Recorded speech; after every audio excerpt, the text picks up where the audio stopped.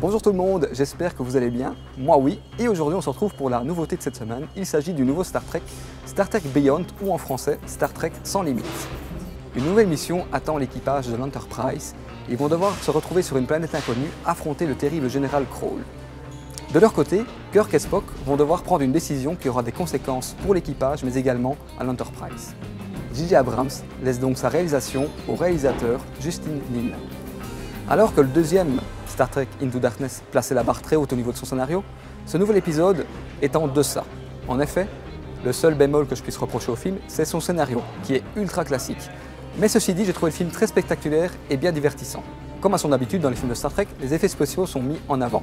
Et ici, il met le paquet. On a des séquences avec les vaisseaux et des attaques de combat aériennes impressionnantes.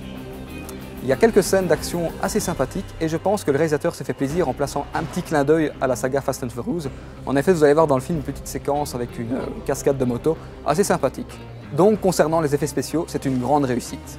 Au niveau des acteurs, ça fait toujours plaisir de retrouver Chris Pine et Zachary Quinto dans les rôles de Captain Kirk et de bien entendu le commandant Spock. Et je trouve qu'il y a vraiment une meilleure cohésion que dans les précédents films, donc on sent vraiment qu'il y a une bonne entente sur le tournage et pendant le film.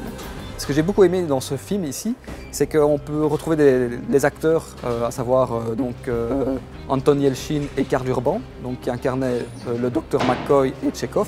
Ils sont beaucoup plus présents dans ce nouvel épisode et c'était assez sympa de le voir. D'autant plus que malheureusement le jeune acteur Anton Yelchin est décédé cette année et d'ailleurs le film lui rend un très bel hommage. En parlant d'hommage, le film rend également un bel hommage à Leonard Nimoy qui est décédé l'année dernière et l'hommage était vraiment assez émouvant. Donc bravo au réalisateur et à J.J. Abrams. Donc comme je disais, les personnages sont vraiment tous intéressants. Juste malheureusement, Zoé Saldana qui incarne le capitaine Uhura, elle est un peu mise de côté.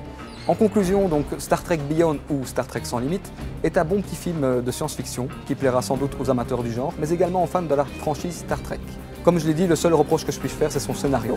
Et sans oublier aussi que je trouve que la musique est moins entraînante et moins marquante que dans les précédents films. Pari réussi pour Justin Lin, et si une suite est à venir, je suis preneur, bien évidemment si J.J. Abrams est aux commandes et que les acteurs sont toujours de la partie.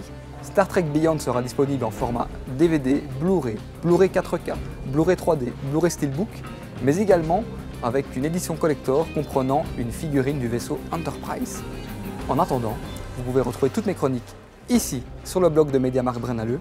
Sur ce, je vous laisse, je vous dis déjà de bonnes fêtes et à très bientôt.